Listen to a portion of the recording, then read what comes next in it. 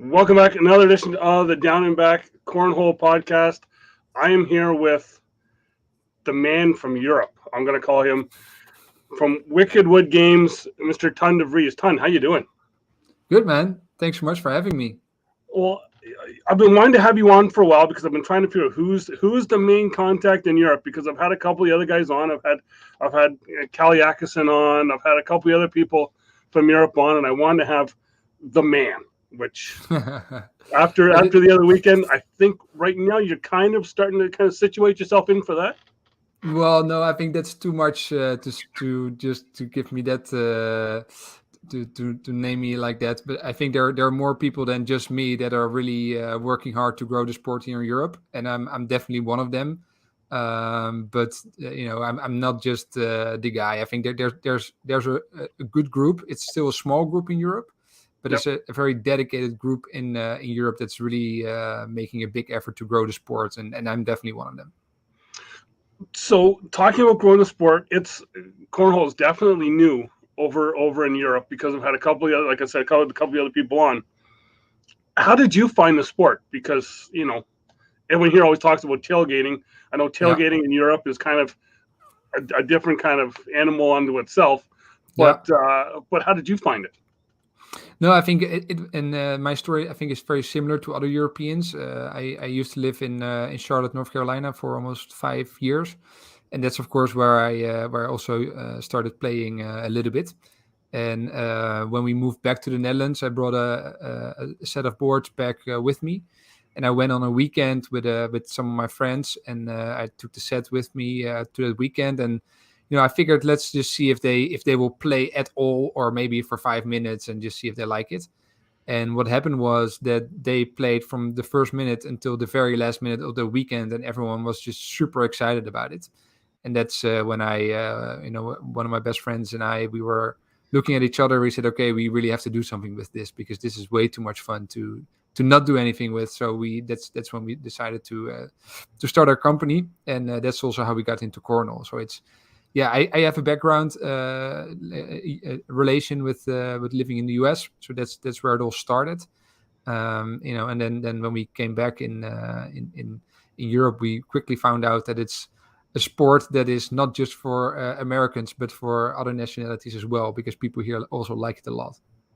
Well, I think we're gonna find that we may have more stuff in common as the show progresses because I first started playing cornhole in Charlotte, brought it back to my friends here. So I think we may have something in common here, but just Yeah, you know, and we kind of talked off air that you guys are kind of in the same situation that we were in Canada up here like just 5 years ago, right? No one really playing the game. It's just you kind of bring it to other people. So how has that kind of been coming along? yeah. I mean, in Europe, it's still a sport that is so young, and people are just not used to the sport yet in Europe. So we still have to build everything from scratch, so to say. But what you see is that there are a lot of countries where it's really picking up quite rapidly, and we see that people start to infect each other, and people start to really get excited about it, and also want to do something with it. And that's I think we already discussed a little bit. In that sense, we are still a couple of years behind where you guys are. We still have a long way to go, but the potential is there because it's as we've seen. I don't know about you, but I still have to meet the first person that doesn't like to play the game, and that's we just have to get people to actually play it. That's our biggest challenge because we don't have the history with the sport. We don't have the history of tailgating. So our challenge is to get people to play. But once they play, it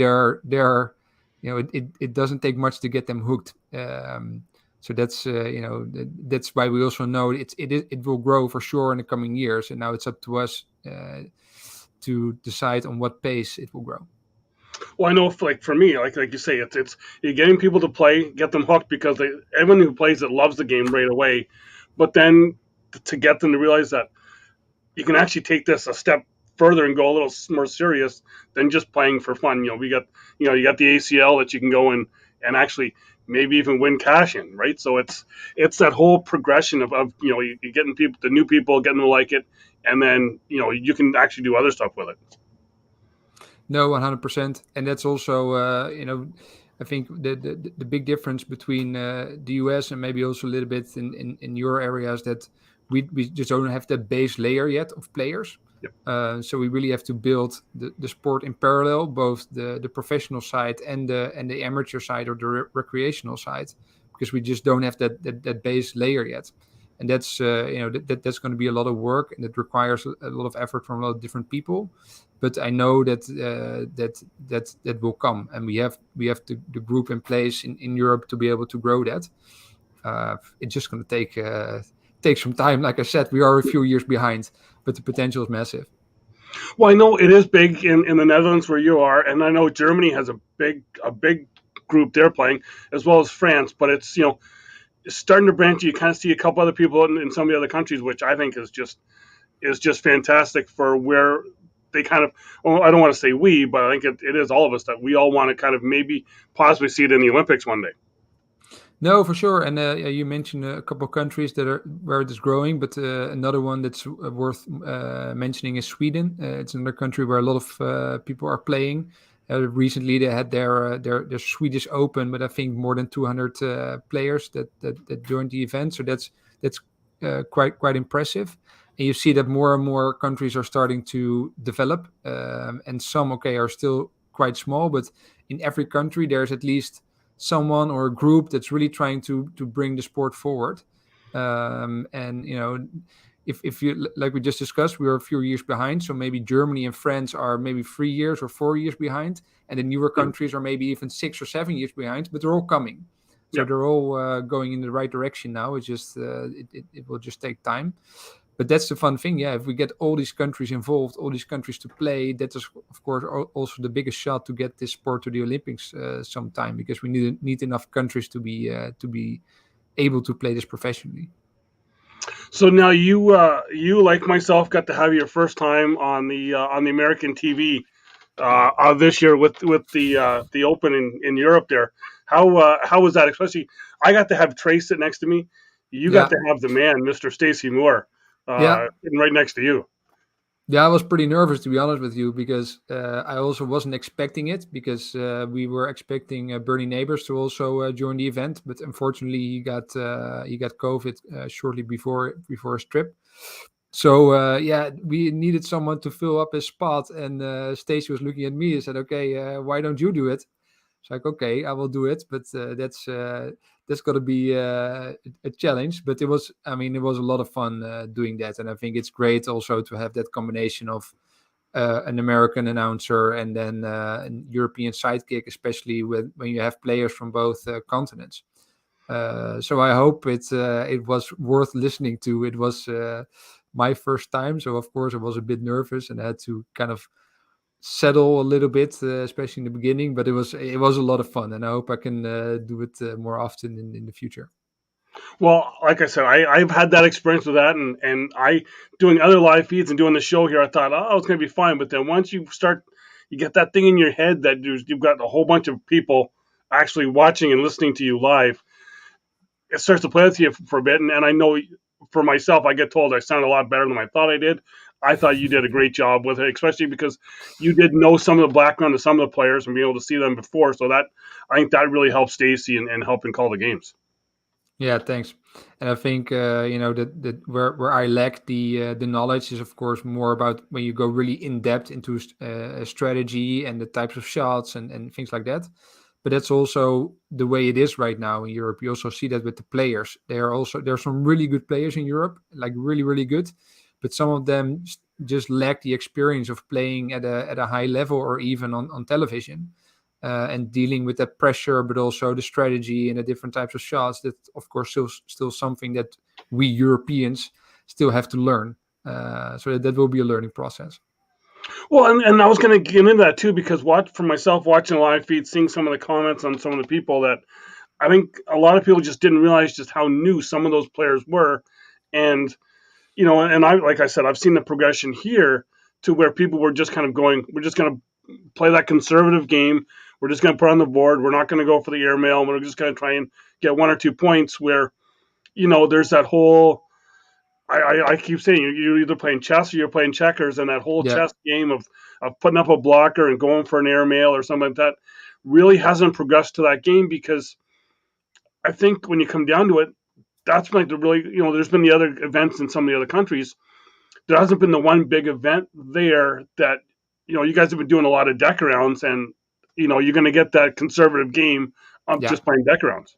Yeah, and that's of course the challenge that we have right now, because the sport is still so small. So there's a small group of players that are now taking it seriously and trying to get to a professional level, but they live quite far from each other, so they don't face each other that often, and that's of course our main challenge to grow those hubs and be able to let people practice with high level players a lot more.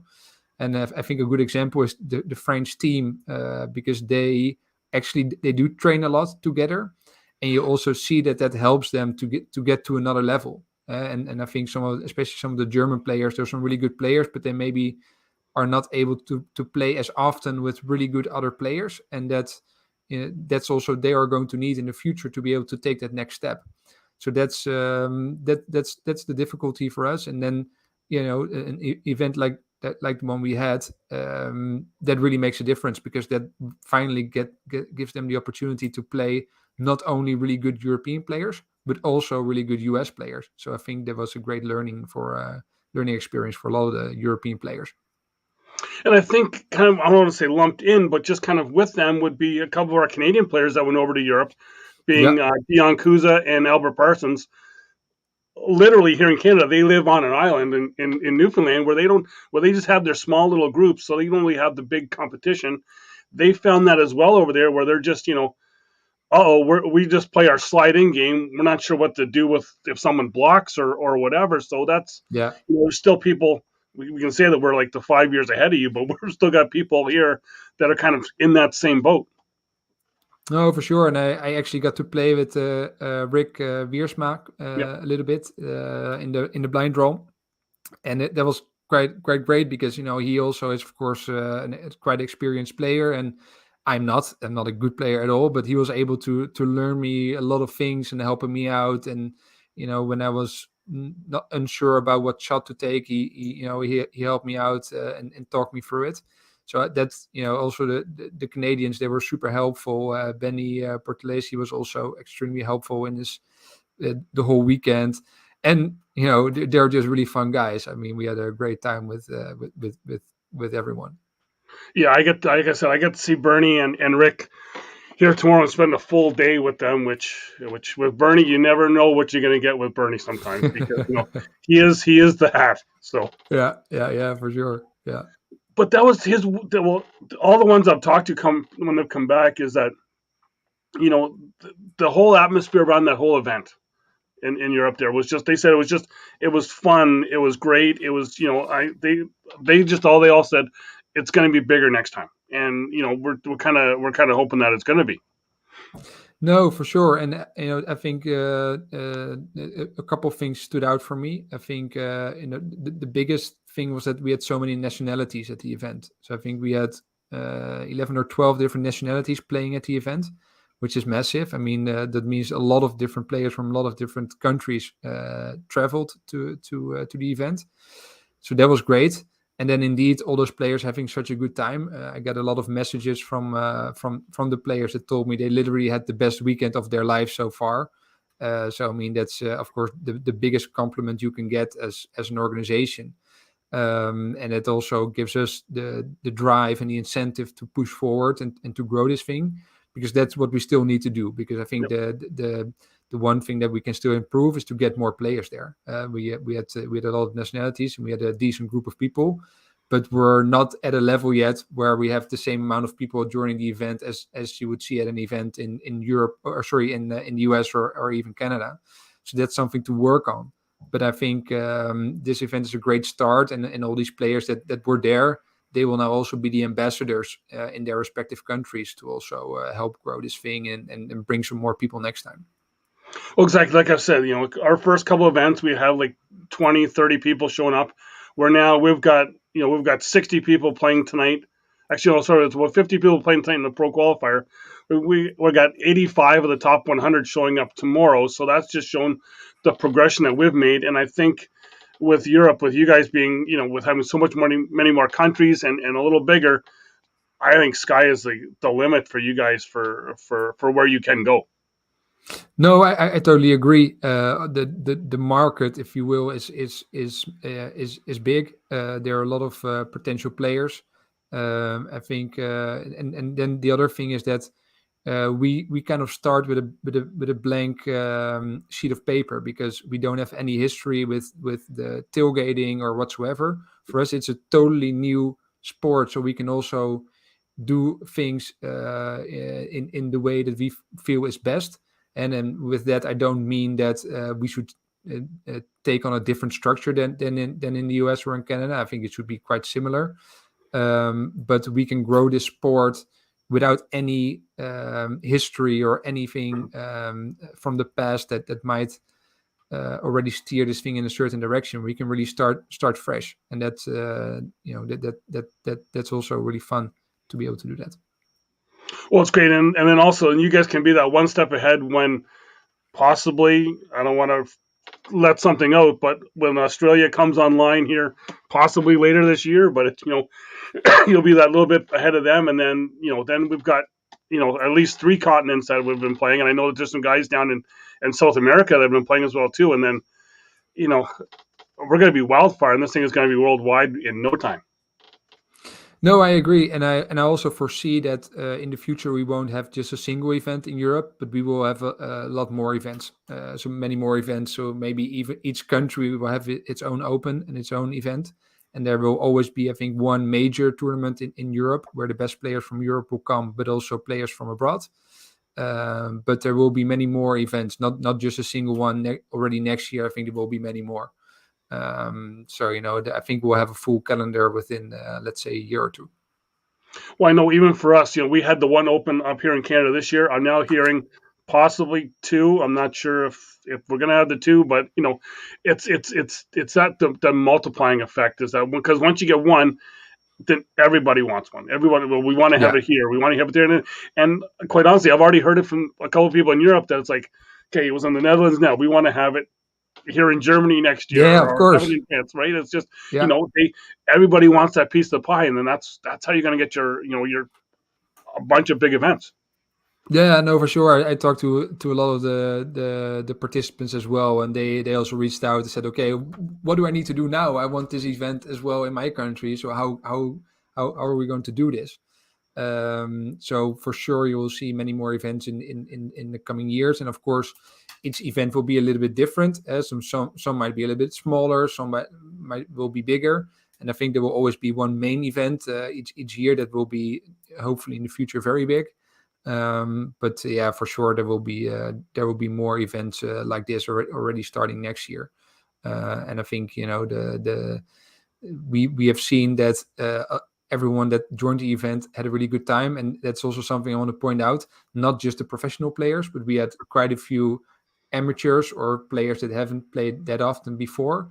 They also had a really good time and really enjoyed themselves. So it's not just for professional players, but it's also for newer players that want to get into this.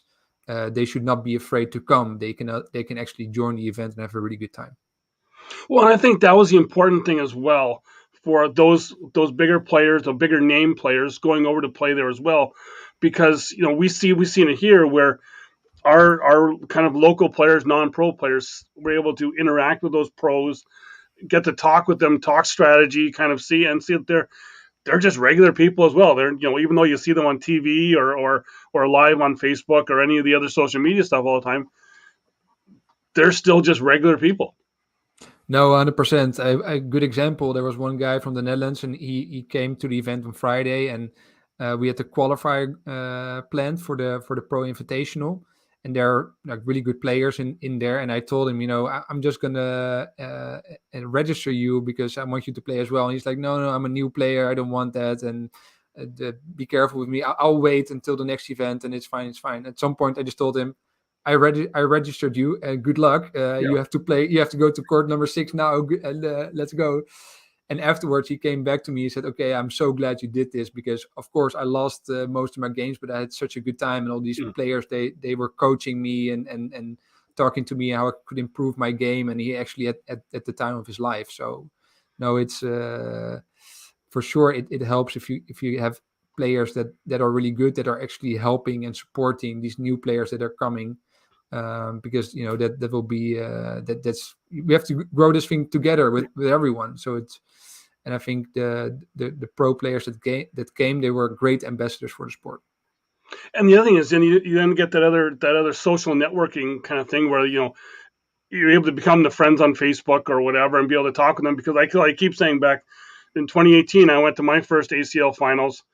I got to play against Ryan Smith, who everyone's seen on CBS on the weekend. If I would have scored 21 more points, I would have had a chance to beat him. Yeah. But we still, him and I still talk all the time. If he has a big game, I'll send him a message, and he'll still kind of interact like that. So it's still, all of those players are just all great people. No, I couldn't agree more. The same for us at the event in Europe. We had such a fun time with all these guys, and it already started with kind of drinks we had on the Thursday night before the event, where we came together with all the participants, and that was a great way to kind of break the ice and get people to know each other a little bit, and that really helped because of that, they already had that kind of connection, and it really helped to smooth the rest of the weekend. So, same here. I think a lot of these people, they are now friends for life and following each other, and it's great that these really good players are so approachable and also allowing others to do that.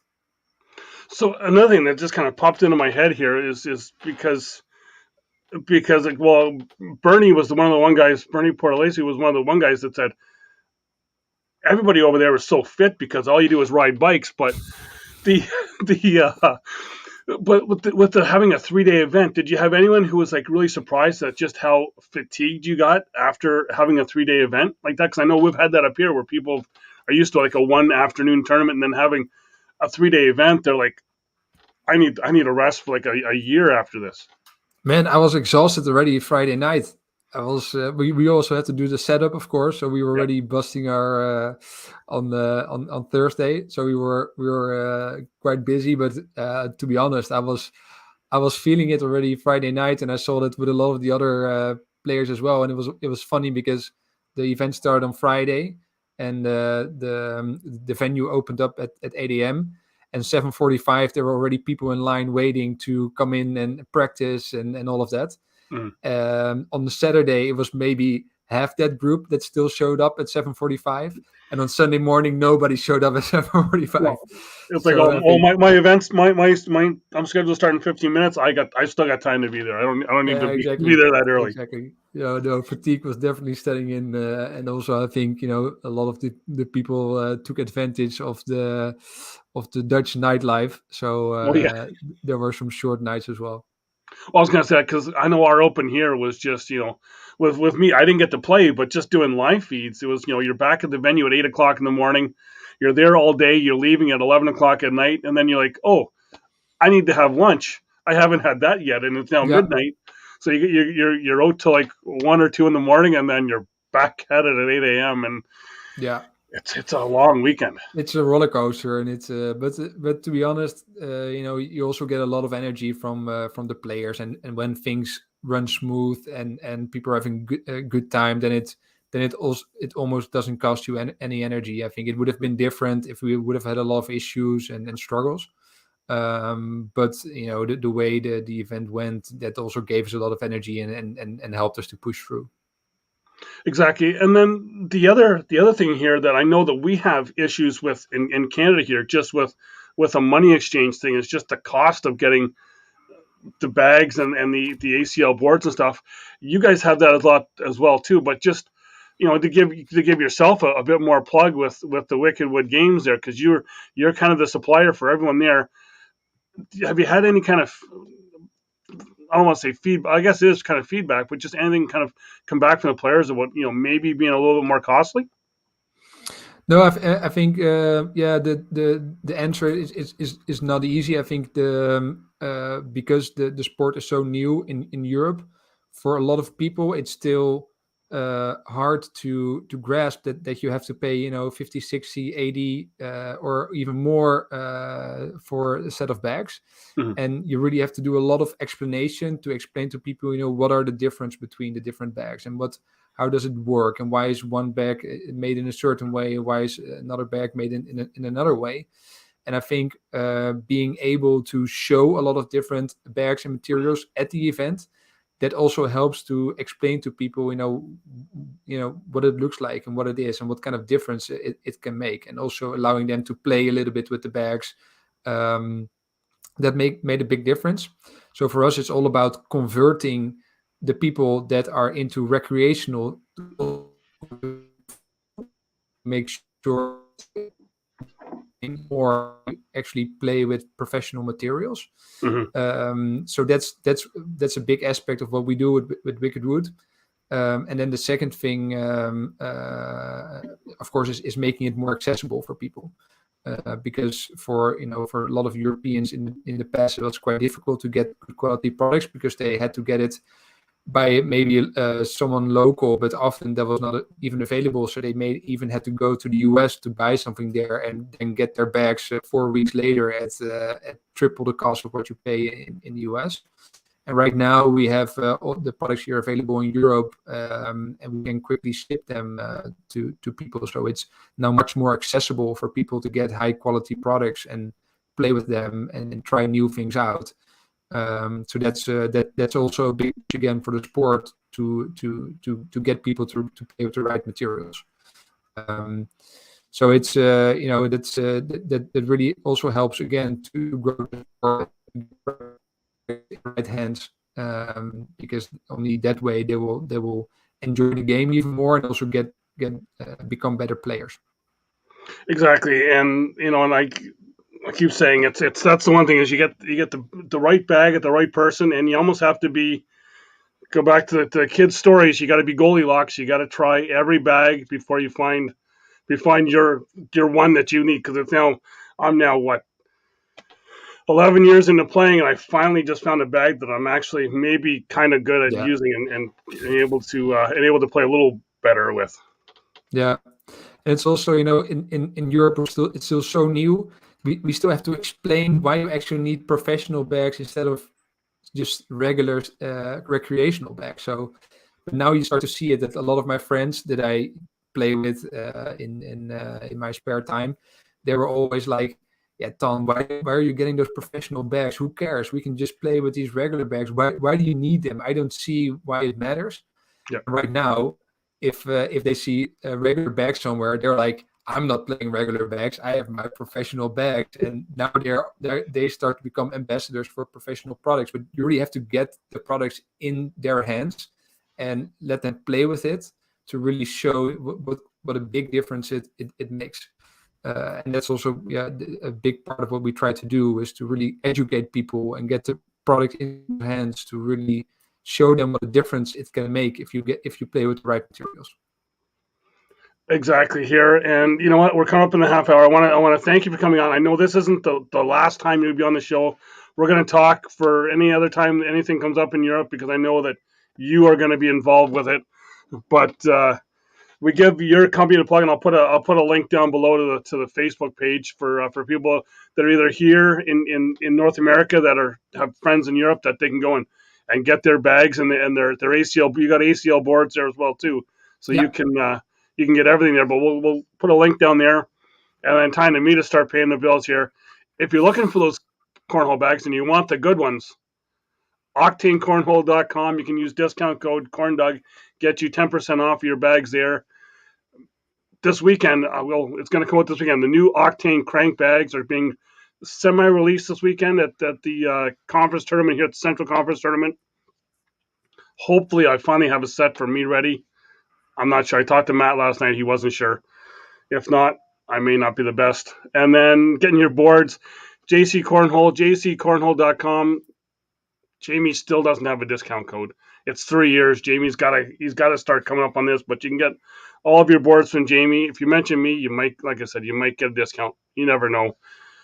SierraHome.com. If you're in Alberta and you want to get your home inspected, check out Darren. Remember that a portion for each of your inspections, the money does go to a children's hospice center in the Edmonton area, which is you're getting your home inspected and you're doing some stuff for charity as well, which is a fantastic thing. And then if you're in Canada and you want to be like in Europe where you go to the Wickedwood games, go to csccornhole.com. You can get all of your ACL approved bags and you can get the boards and the score towers and all the stuff to start up your own ACL league when you talk to Matt or you sign up. So again, Ton, I want to thank you for coming on and talking some ACL Europe with me.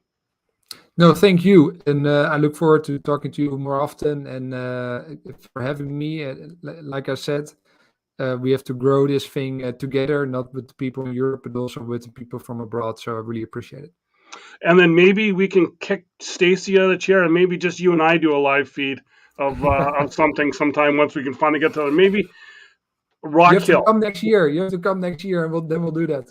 Or even if we get to Rock Hill for the World Finals, we'll kick Trey and Jeff and all those other guys out of the chair and say the actual international pros are here to take over.